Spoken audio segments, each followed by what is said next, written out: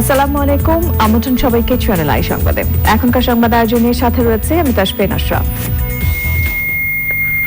আর বিস্তারিত সংবাদের শুরুতে জানিয়ে দিচ্ছি fresh full cream milk powder সংবাদ শিরোনামগুলো।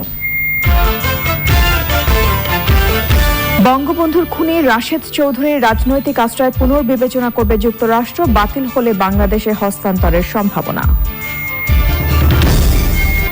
দেশে করোনায় আরো ৩৫ জনের মৃত্যুতে মোট প্রাণহানি ২,৮৩৬, নতুন ২,৫০০ শনাক্তে মোট আক্রান্ত প্রায় ২,১৯,০০০।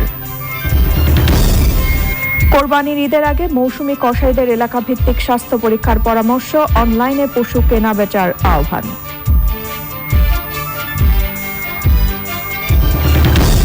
এবং মানবজাতি ও জীববৈচিত্র্য রক্ষায় IUCN এর প্রাকৃতিক সমাধান তত্ত্ব প্রকাশ, বিশ্বজুড়ে অনুসরণের আশা।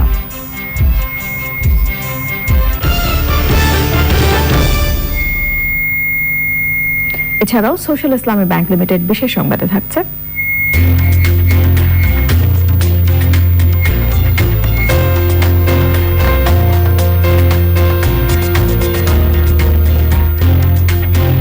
করোনাকালে সাধারণ মানুষের টিকে থাকার লড়াইয়ের কথা।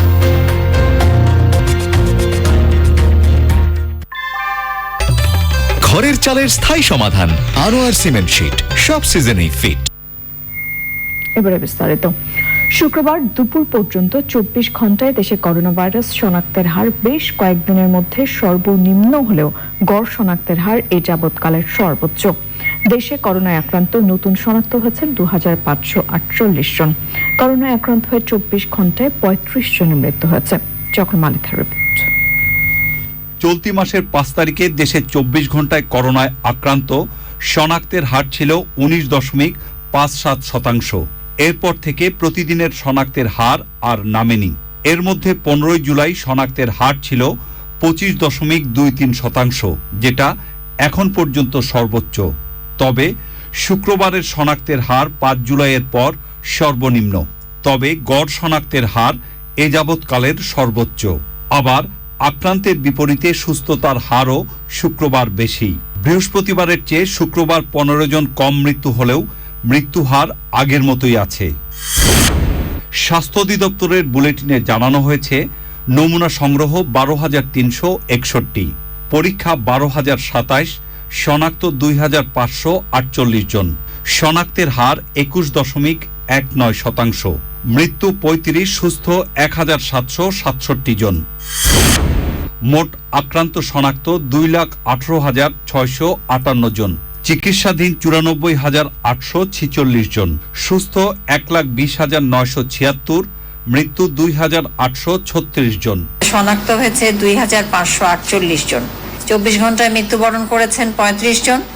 এ পর্যন্ত ২,৮৩৬। দেশে করোনা ভাইরাসে মোট মৃত্যুর প্রায় অর্ধেক মারা গেছেন ঢাকা বিভাগে। ঢাকা বিভাগ ১,৩৭২ জন, ৪৮.৩৮%।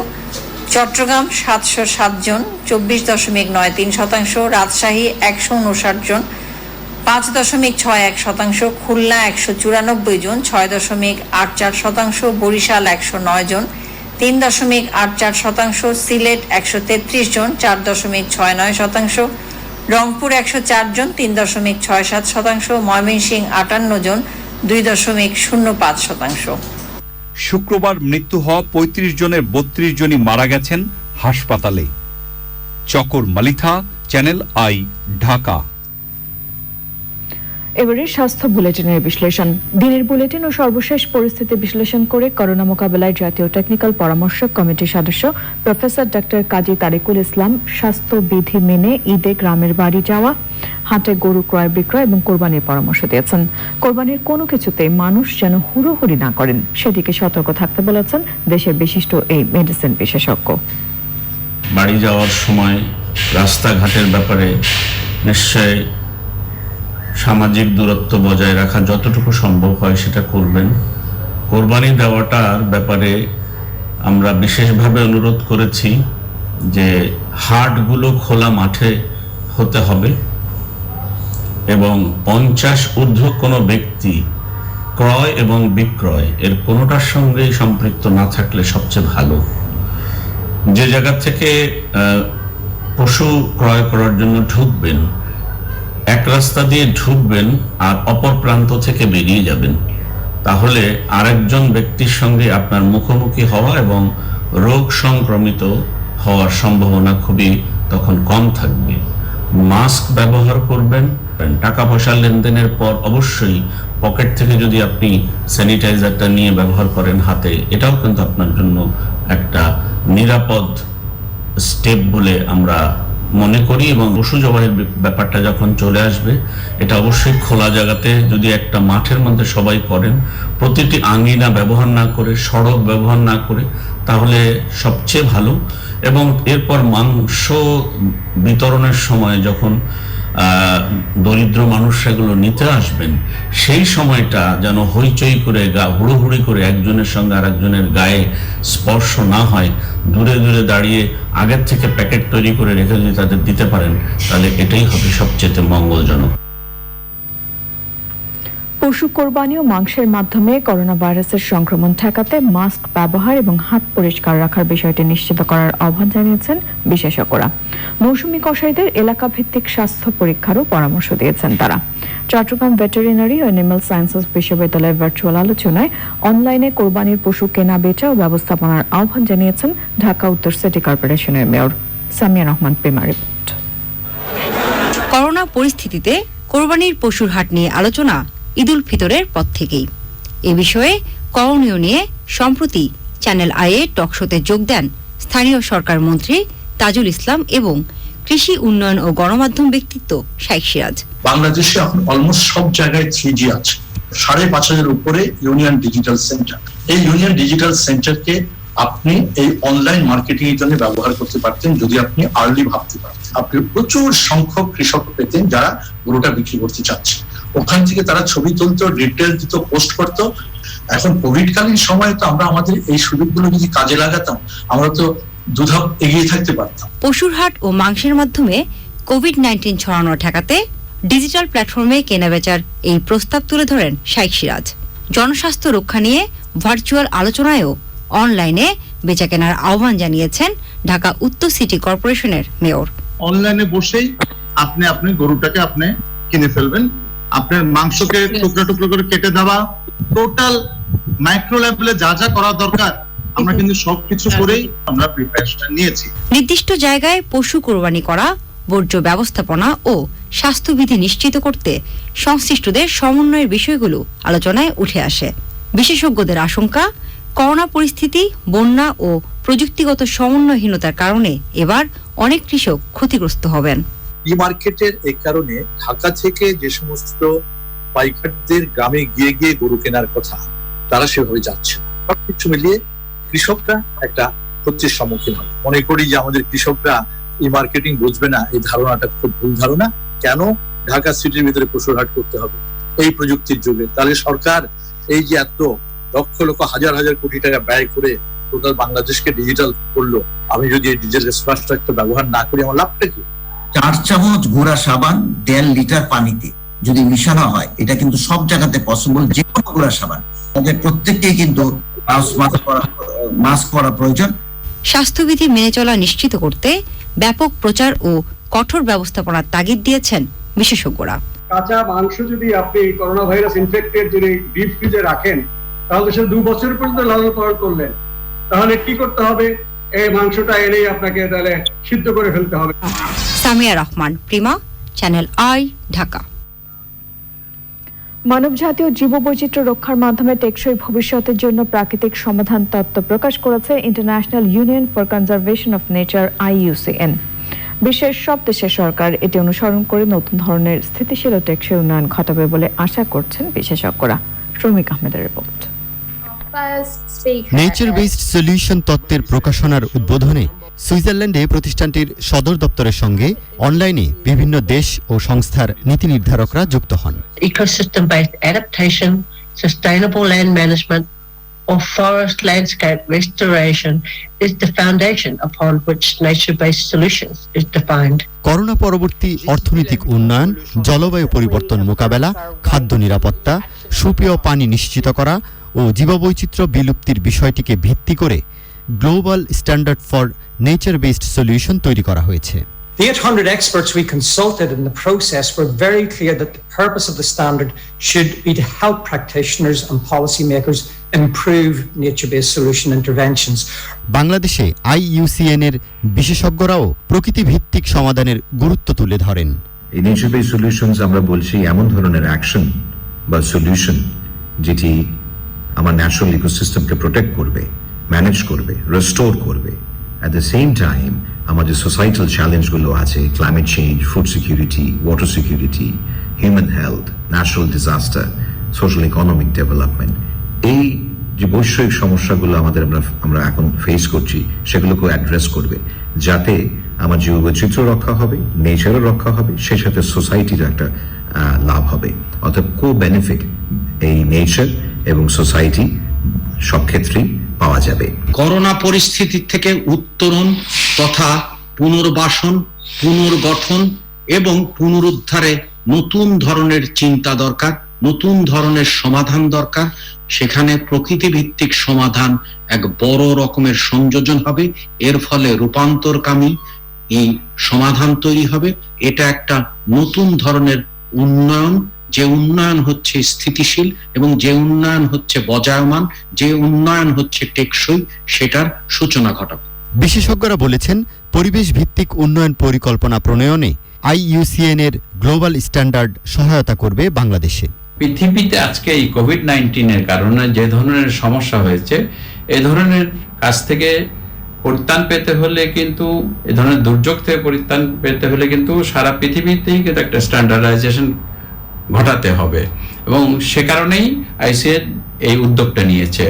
এখানে কৃষি এবং কৃষির জমি, তার স্বাস্থ্য এবং এখানে ইকোসিস্টেম এবং ক্লাইমেট চেঞ্জ, পরিবেশ ও দুর্যোগ, খরা, গ্লোবাল যে আইল্যান্ড পার্টনারশিপ সেটা, তারপর রেড লিস্ট এবং রিফিউজি, সব কিছু মিলে কিন্তু অনেক বিষয় এবং সব বিষয়গুলোকে যত সবাই মিলে অ্যাড্রেস করবে এবং সেখানে যদি সরকার, ব্যবসায়ী, জনসাধারণ এবং বিনিয়োগকারী সবাই মিলেই যখন এই জিনিসটাকে নিয়ে এগিয়ে যাবে, তখন কিন্তু একটা স্ট্যান্ডার্ডাইজেশন তৈরি হবে এবং সেটাই কিন্তু IUCN চেষ্টা করছে গ্লোবালি। আমরা আশা করি আমাদের বাংলাদেশের সরকারও এর সাথে যুক্ত হবে এবং এই বিষয়টা কি ভালোভাবে এগিয়ে নিয়ে যাবে। সংবাদ সম্মেলনে জানানো হয়, দেশে দেশে সরকার, বেসরকারি খাত ও উন্নয়ন সংস্থাকে যুক্ত করা হয়েছে IUCN এর পরিবেশ ভিত্তিক উন্নয়ন পরিকল্পনার উদ্যোগে। শৌমিক আহমেদ, চ্যানেল আই, ঢাকা। বঙ্গবন্ধু শেখ মুজিবুর রহমানের যুক্তরাষ্ট্রে বসবাসরত দণ্ডপ্রাপ্ত খুনি রাশেদ চৌধুরীকে রাজনৈতিক আশ্রয় দেওয়ার সিদ্ধান্ত পুনর্বিবেচনা করবে যুক্তরাষ্ট্র। মার্কিন সাময়িকী পলিটিকো শুক্রবার জানিয়েছে, মার্কিন অ্যাটর্নি জেনারেল উইলিয়াম বার বিষয়টি বিবেচনায় দিয়ে পুনঃশুনানির জন্য আদালতে তুলতে চাচ্ছেন। শুনানিতে আশ্রয়ের বিষয়টি বাতিল হয়ে গেলে তাকে বাংলাদেশের হাতে তুলে দেওয়া হতে পারে। বাংলাদেশ দীর্ঘদিন ধরেই জাতির পিতার এই সাজাপ্রাপ্ত খুনিকে ফিরিয়ে দিতে যুক্তরাষ্ট্রের কাছে দাবি জানিয়ে আসছে। মার্কিন সাময়িকী পলিটিকো বলেছে, ট্রাম্প সরকার এখন শেখ হাসিনা সরকারের এই অবস্থানের বিষয়টিকে ইতিবাচকভাবেই দেখছে। এবারে হ্যাটস অফ টু দ্য ফ্রন্টলাইনার্স।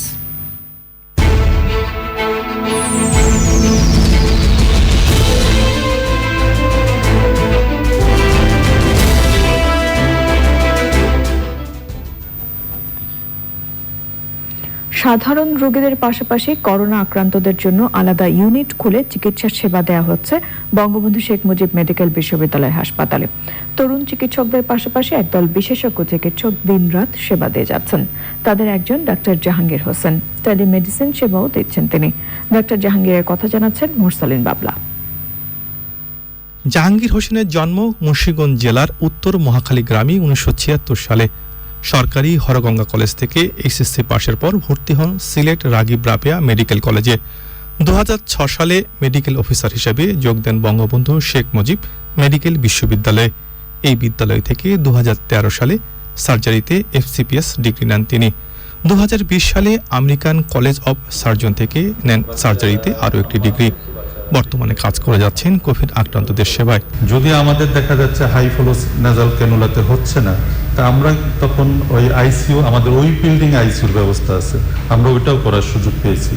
তা আমার সৌভাগ্য হয়েছে যে আমি 75টা রোগীর মধ্যে প্রায় 70টা রোগীর রুমে অ্যাটেন্ড করেছি। তা আমাদের একটু প্রবলেম হয় যে রোগীর, এটা বলতে হবে যে কিছু কিছু ভিআইপি রোগীর রুমে অ্যাটেন্ডেন্স বেশি, তো এটা আমাদের একটু বিব্রত অবস্থায় ফেলে দেয়। তা আমরাও যেহেতু ফুল প্রোটেকশন নিয়ে যাই, কিন্তু তাদের অ্যাটেন্ডেন্সটা কোনো প্রোটেকশন ছাড়াই সাধারণ একটা মাস্ক পরে যায়, এটা আমাদের জন্য একটু বিব্রত। তো আমি বলবো যে এই যে যারা ভিআইপি হোক বা নর্মাল রোগী হোক, অ্যাটেন্ডেন্স অত রাখা যাবে না, কারণ এটা হাই রিস্ক। আমরা যেহেতু ডাক্তাররা ঝুঁকি নিয়ে কাজটা করতেছি এবং আমরা যেহেতু মোটামুটি একটা প্রোটেকশন নিয়ে কাজ করি, সো আমাদের দিকটাও দেখতে হবে, রোগীর দিকটাও দেখতে হবে। ডাক্তার জাহাঙ্গীর হোসেনের স্ত্রী সামিরা চৌধুরী একজন গাইনি চিকিৎসক। 2 ছেলে মেয়েকে নিয়ে তারা থাকছেন মাতুয়াল এলাকায়। চিকিৎসক এই দম্পতি করোনা সংকটে আলাদা আলাদা হাসপাতালে কাজ করছেন। আমি যখন এমবিবিএস পাস করি, বিএমডিস থেকে আমি শপথ সার্টিফিকেট নিয়েছি, তো আমি এখন সেবা দিতে পেরে আমি হ্যাপি, এবং আল্লাহ যদি বাঁচায় রাখে ভবিষ্যতেও করব। অতীতে আমি শুরু থেকে এই করোনার সাথে আছি, আর যদি আল্লাহ বাঁচায় রাখে ভবিষ্যতে এই কন্টিনিউ করব, কিন্তু আপনারা দোয়া করবেন যাতে আমি কন্টিনিউ এই সেবাটা দিতে পারি। করোনা যুদ্ধে সম্মুখ সারি যোদ্ধাকে আমরা স্যালুট জানাই। Hats up to the frontliners. Morsalim Babla, Channel i, Dhaka. এবারে গার্ডিয়ান লাইফ ইন্স্যুরেন্স করোনা সর্বশেষ।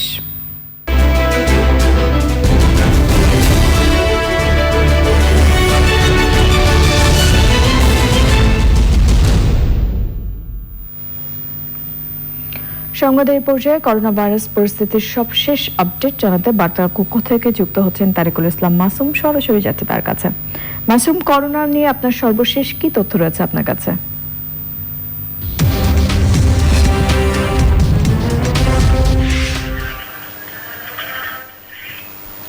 তাসফিন আশরাফ, ধন্যবাদ আপনাকে।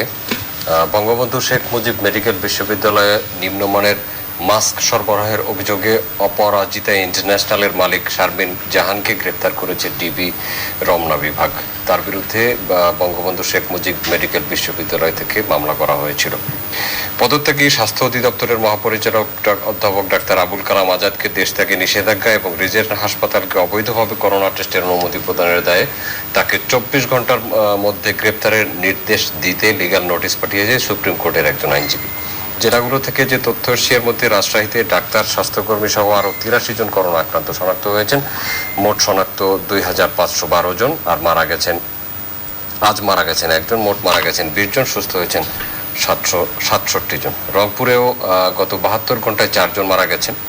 শুক্রবার 63 জন করোনা আক্রান্ত শনাক্ত হয়েছেন। আক্রান্তদের মধ্যে 26 জন রংপুরের, লালমনিরহাটের 25 জন, 15 জন, কুড়িগ্রামে 14 জন, গাইবান্ধায় 6 জন, নীলফামারীতে 2 জন, গোপালগঞ্জে করোনায় মারা গেছেন 2 জন। এ পর্যন্ত 27 জন করোনা এবং উপসর্গে আরও 23 জন মারা গেছেন। গোপালগঞ্জের টুঙ্গিপাড়ায় একই পরিবারের 2 জন সহ জেলায় নতুন 33 জন করোনা আক্রান্ত শনাক্ত হয়েছেন। জেলায় মোট শনাক্ত 1407 জন। নতুন 18 জন সহ জেলায় সুস্থ হয়েছেন 966 জন। পিরোজপুরে সাংবাদিক, ডাক্তার সহ নতুন করে 58 জন করোনা আক্রান্ত শনাক্ত হয়েছেন। জেলায় মোট শনাক্ত 606 জন।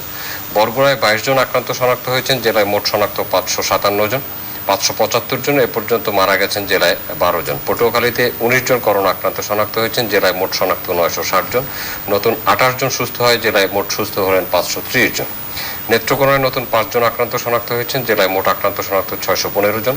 লক্ষ্মীপুরে করোনা আক্রান্ত হয়ে সদর উপজেলার বাসিন্দা 110 বছর বয়সী মোখলেসুর রহমান মারা গেছেন। জেলায় এ পর্যন্ত মারা গেছেন 29 জন। শুক্রবার লক্ষ্মীপুরে কোনো নমুনা পরীক্ষা হয়নি। জেলায় মোট আক্রান্ত শনাক্ত 1256 জন। আন্তর্জাতিক ওয়ার্ল্ডোমিটারের তথ্য অনুযায়ী সারা বিশ্বে এ পর্যন্ত আক্রান্ত শনাক্ত হয়েছেন 1,57,73,231 জন। মোট সুস্থ হয়েছেন 96,09,060 জন। মারা গেছেন 6,38,685 জন। আক্রান্ত রোগীর সংখ্যা বিবেচনায় যথারীতি তালিকার শীর্ষে আসছে যুক্তরাষ্ট্র। তাদের আক্রান্ত শনাক্ত 41,97,712 জন। আর 2 অবস্থান করছে ব্রাজিল। ব্রাজিলের আক্রান্ত শনাক্ত 23,03,661 জন। 3 নম্বরে ভারতের আক্রান্ত 13,23,000 471 জন। এরপরে আছে রাশিয়া, দক্ষিণ Africa, Peru, Mexico, Chile, Spain এবং 10 যুক্তরাজ্য। যুক্তরাষ্ট্রে আক্রান্ত শনাক্ত 2,97,914 জন। বাংলাদেশের অবস্থান 17, বাংলাদেশে আক্রান্ত শনাক্ত দেখিয়েছে 2,18,685 জন। 16 নম্বরে অবস্থান করছে তুরস্ক, তুরস্কের আক্রান্ত শনাক্ত 2,24,252 জন। আর 15 নম্বরে উঠে এসেছে কলম্বিয়া, তাদের আক্রান্ত শনাক্ত 2,26,373 জন। তাসফিন আফসাব, এই ছিল আমার কাছে, আপনাকে ধন্যবাদ। মাসুম, ধন্যবাদ আপনাকেও।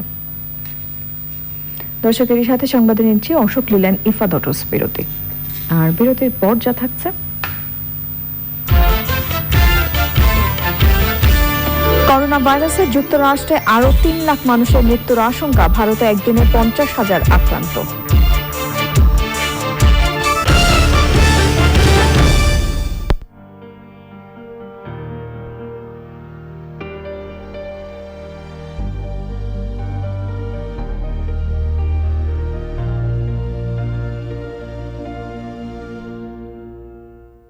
সাবান বা হ্যান্ড ওয়াশ ব্যবহার করে করোনা ভাইরাস ধ্বংস করা সম্ভব।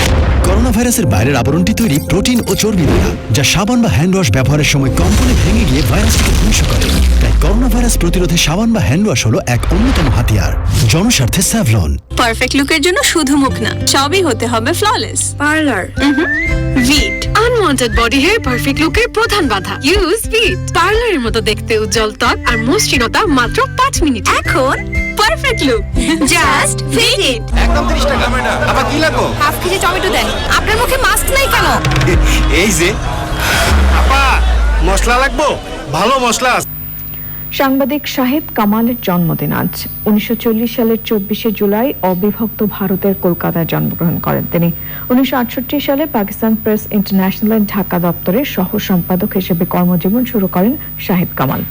এরপর বাংলাদেশ সংবাদ সংস্থায় যোগ দেন। 2002 সালে ব্যবস্থাপনা সম্পাদক হিসেবে তিনি বাসস থেকে অবসরে যান। পরের বছর সম্পাদকীয় উপদেষ্টা হিসেবে ইংরেজি দৈনিক দ্য ডেইলি স্টারে যোগ দেন। 1976 সাল থেকে ঢাকা বিশ্ববিদ্যালয়ের গণযোগাযোগ ও সাংবাদিকতা বিভাগে খণ্ডকালীন শিক্ষক হিসেবে কাজ করেছেন তিনি। পরিবেশ সচেতনতা প্রতিষ্ঠান SCONE, বাংলাদেশ পুরাতন স্কাউট ও গাইড সংস্থার সাথেও যুক্ত আছেন তিনি। বাংলা সাহিত্যের খ্যাতিমান কবি, সমাজকর্মী ও নারী আন্দোলনের অন্যতম পথিকৃৎ সোফিয়া কামালের ছেলে শাহিদ কামাল। এবারে নিটুল টাটা আন্তর্জাতিক সংবাদ।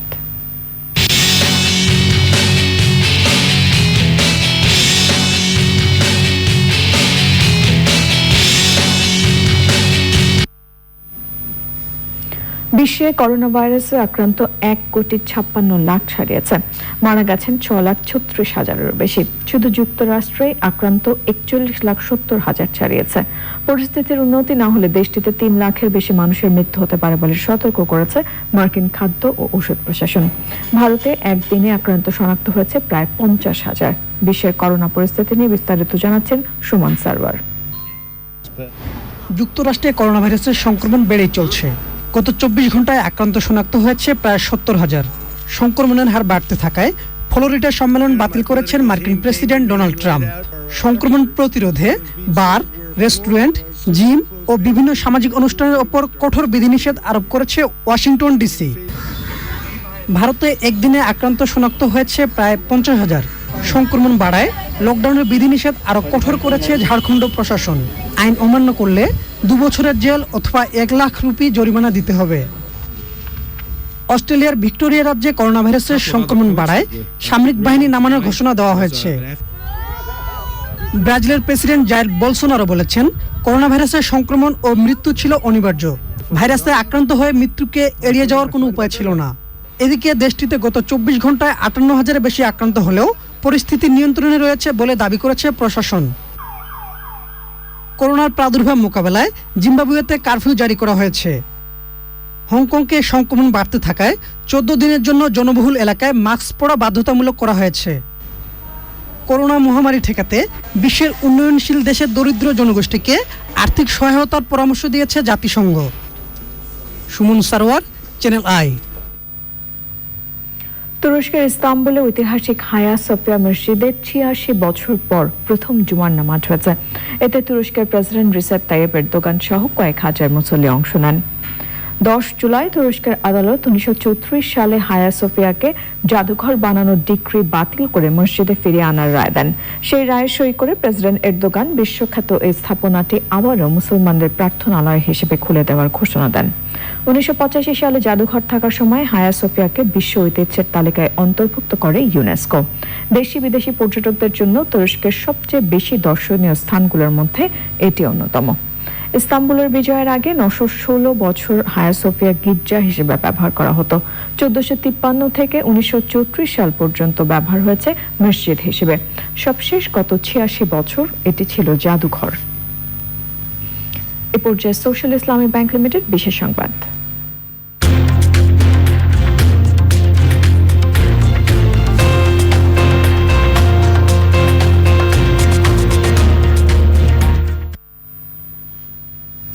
করোনা পরিস্থিতিতে টিকে থাকার এক নতুন লড়াইয়ে মানুষ।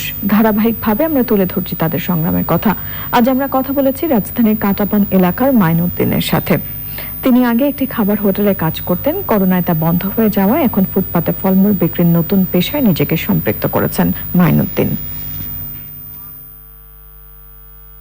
আমি আগে হোটেলে কাজ করতাম, এখন হোটেল বন্ধ করোনার কারণে, তাই এখন রাস্তায় নেমে পেট পালার জন্য আমি পেয়ারা বিক্রি করতেছি।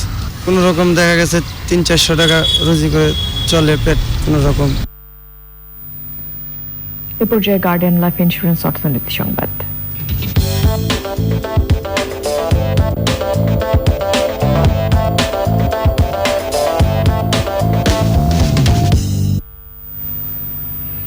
করোনা মহামারীর কারণে প্রায় 1000 কর্মী ছাঁটাইয়ের ঘোষণা দিয়েছে পেশাজীবীদের নেটওয়ার্কিং সাইট লিঙ্কডইন।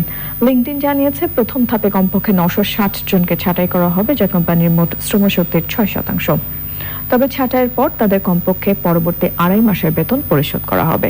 যুক্তরাষ্ট্র ভিত্তিক কর্মীরা 1 বছর পর্যন্ত স্বাস্থ্য বীমার সুবিধা গ্রহণ করতে পারবেন। এবারে চট্টগ্রাম সংবাদ।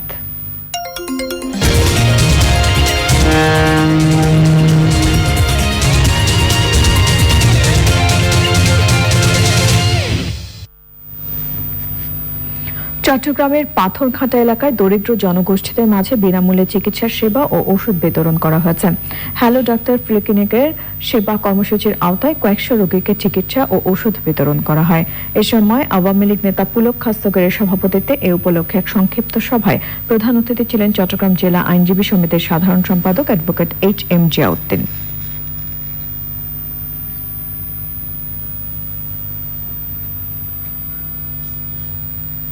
চট্টগ্রামের সাতকানিয়া উপজেলা স্বাস্থ্য কমপ্লেক্সে 30 শয্যার আইসোলেশন সেন্টার চালু হয়েছে। বঙ্গমাতা শেখ ফজিলাতুন্নেসা মুজিব নামে এই আইসোলেশন সেন্টারের উদ্বোধন করেন চট্টগ্রাম 15 আসনের সংসদ সদস্য ডক্টর আবু রেজা মোহাম্মদ নিজামউদ্দিন নদভী। এ সময় হাসপাতালের চিকিৎসক, স্থানীয় প্রতিনিধি ও আওয়ামী লীগ নেতারা উপস্থিত ছিলেন। নতুন এই আইসোলেশন সেন্টারে central oxygen system, high flow nasal cannula, ICU, HDU সহ অত্যাধুনিক সুবিধা যুক্ত করা হয়েছে। এবারে পূবালী ব্যাংক লিমিটেড কৃষি সংবাদ।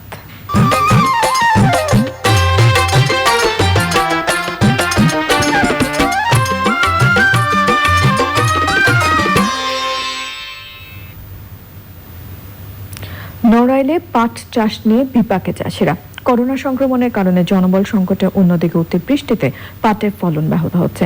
1 মাস ধরে টানা বৃষ্টিতে বেশিরভাগ পাট গাছ ডুবে গেছে। পাটের ফলন বিপর্যয়ে আর্থিক লোকসানের মুখে চাষি। এখন দেখবেন প্রকৃতি সংবাদ।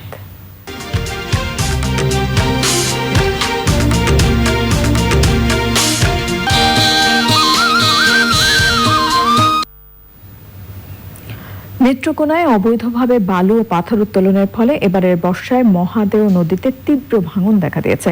ভাঙনে ঘরবাড়ি ও আবাদি জমি হারিয়ে নিঃস্ব হয়েছেন অনেকে। উজান থেকে আসা বালির জমি, কৃষি জমির ব্যাপক ক্ষতি হয়েছে। চরম বিপর্যয়ের মুখে পড়েছে পরিবেশ। জানাবো এক্সিম ব্যাংক বাণিজ্য সংবাদ।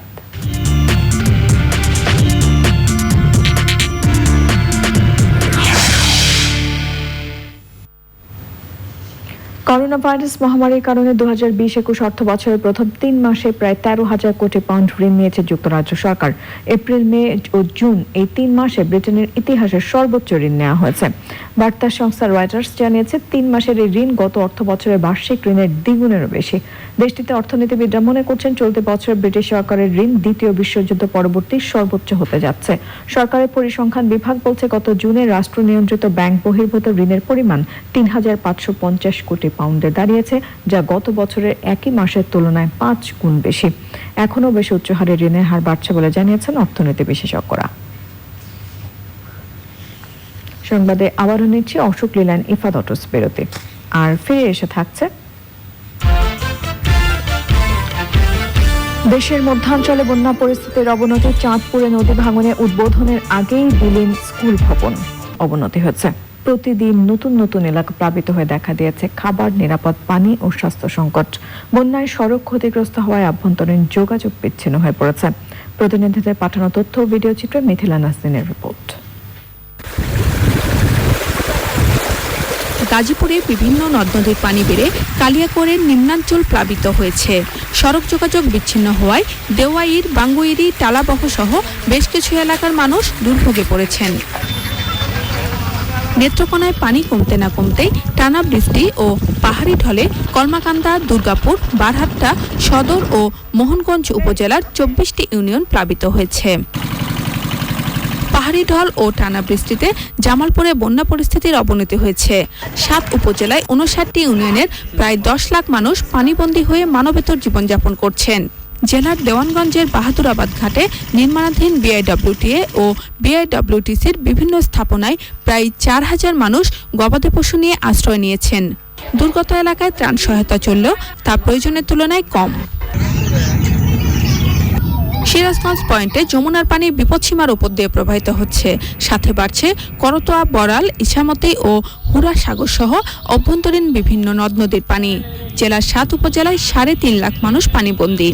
বন্যা কবলিত এলাকাগুলোতে মাছের খামার ও বিভিন্ন ধরনের ফসল ক্ষতিগ্রস্ত হয়েছে।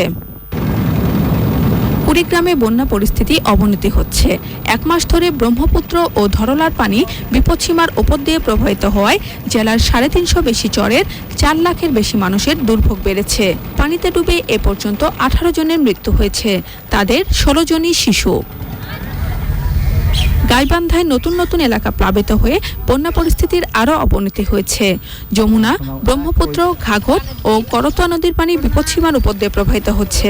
জেলা সদর, সুন্দরগঞ্জ, ফুলছড়ি, সাঘাটা ও গোবিন্দগঞ্জের 36টি ইউনিয়নের প্রায় 1.5 লাখ মানুষ পানিবন্দী। মিথিলা নাজনীন, চ্যানেল আই। বিভিন্ন স্থানে বন্যা পরিস্থিতির অবনতির সাথে সাথে তীব্র নদী ভাঙন দেখা দিয়েছে। বিলীন হয়ে গেছে অসংখ্য বসত বাড়ি ও ফসলি জমি। পদ্মার ভাঙনের 24 ঘন্টায় নদী গর্ভে চলে গেছে মাদারীপুর ও চাঁদপুরের 3 তলা 2টি ভবন। মাদারীপুর থেকে রাহাত হোসেন ও চাঁদপুর থেকে ইকরাম চৌধুরী পাঠানো তথ্য ভিডিও চিত্রে সুমন সারওয়ারের রিপোর্ট। পদ্মা ও আড়িয়াল খার পানি বেড়ে মাদারীপুরের শিবচরের বিভিন্ন এলাকায় তীব্র নদী ভাঙন দেখা দিয়েছে। পদ্মার ভাঙনের চরাঞ্চল বন্দরখোলা ইউনিয়নের নুরুদ্দিন মাতবর কান্দি SESDP মডেল উচ্চ বিদ্যালয়ের 3 তলা ভবনটি বিলীন হয়ে গেছে। ভাঙনের ঝুঁকিতে ইউনিয়ন পরিষদ ভবন, প্রাথমিক বিদ্যালয়, কমিউনিটি ক্লিনিক সহ গুরুত্বপূর্ণ স্থাপনা। পানিবন্দী কয়েক হাজার পরিবার। চাঁদপুরের রাজেশ্বর ইউনিয়নের নবনির্মিত Omar Ali high school cum cyclone শেল্টারটিও ভাঙনের কবল থেকে রক্ষা পায়নি। মাত্র 1 মাস আগে ভবনটি কর্তৃপক্ষের কাছে হস্তান্তর করা হয়েছিল। ভবনের ঠিকাদার প্রতিনিধি জানান, যখন ভবনটির নির্মাণ কাজ শুরু হয় তখন নদীর 1.5 কিলোমিটার দূরে ছিল। রাজরাজে একটা মাত্রই আশ্রয় প্রকল্প, যেটা বন্যার সময় আশ্রয় প্রকল্প হিসাবে ব্যবহৃত হয়, অন্য সময় ছাত্রছাত্রীদের ক্লাস কক্ষ হিসাবে ব্যবহৃত হয়। যখন এই রাজরাজেশ্বর ইউনিয়নে আশ্রয় প্রকল্পটি নির্মাণ হয় তো এখান থেকে নদী অনেক দূরে ছিল। 1 সপ্তাহে পদ্মা গ্রাস করেছে রাজেশ্বর ইউনিয়নের 500-র বেশি বাড়িঘর ও ফসলি জমি। Suman Sarwar, channel I. গ্রামীণ মানুষের ভাগ্যের পরিবর্তন ও অর্থনৈতিকভাবে স্বাবলম্বী করে তুলতে বর্তমান সরকার কৃষি ও প্রাণী সম্পদ খাতে বিভিন্ন সুযোগ সুবিধার পাশাপাশি প্রণোদনা দিয়ে যাচ্ছেন বলে জানিয়েছেন মৎস্য ও প্রাণী সম্পদ মন্ত্রী শমর রেজাউল করিম। এছাড়া প্রধানমন্ত্রীও এই খাতকে সর্বোচ্চ গুরুত্ব আরোপ করেছেন। পিরোজপুরের নাজিরপুরে কৃষি উপকরণ বিতরণ এবং উপজেলা জনস্বাস্থ্য প্রকৌশল অধিদপ্তরের নতুন ভবনের ভিত্তিপ্রস্তর স্থাপন অনুষ্ঠানে মন্ত্রী এসব কথা বলেন। পরে মন্ত্রী মৎস্য বিভাগের মহিলা এলএসপিদের মাঝে পরিবেশ বান্ধব বাইসাইকেল ও মাছের খাদ্য বিতরণ করেন এবং উপজেলা পরিষদের পুকুরে মাছের পোনা অবমুক্ত করেন। সংবাদে আবারও নিয়ে নিচ্ছি অশোক লীলা নিফাত বিরতি। ফিরে এসে খেলার খবরে যা থাকছে। 19 সেপ্টেম্বর থেকে আরব আমিরাতে আইপিএল এর আসর, 8 নভেম্বর ফাইনাল ধরে আয়োজকদের ফিক্সচার প্রকাশ।